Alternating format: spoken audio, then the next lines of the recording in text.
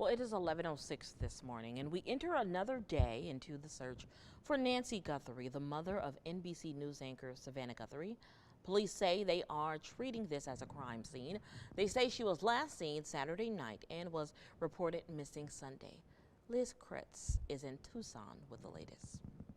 I think we are all hoping that by now we'd have some more information to share, but as of my last conversation with the sheriff, he says they still don't have any solid lead or suspect. It has now been nearly 72 hours since Nancy Guthrie was taken from her home, and this continues to be a critical race against time. We know she needs that life-saving medication that she takes, and we are learning some new details, though. NBC News is aware of reports of two unsubstantiated ransom notes that were sent to two news outlets. Law enforcement has not verified the accuracy or the legitimacy of these ransom notes, but they do say they are investigating.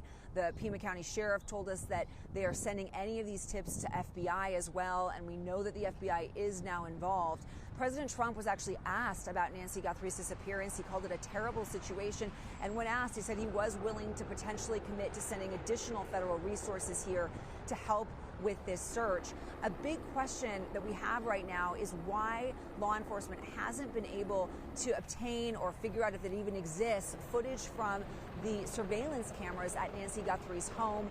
The sheriff tells us they're working with some of the tech companies to see if there is any footage from those overnight hours, and if so, if it could be of value to them where they could potentially see any kind of suspect. Here in Tucson, the community is rallying behind the family. Tonight, a local church is hosting and organizing a candlelight service for Nancy to pray for her safe return. And as for Savannah, she understandably is no longer going to be going to the Olympics, where she was scheduled to host the opening ceremonies in Italy this Friday. She's obviously going to stay here in Tucson as the family continues their search. Back to you.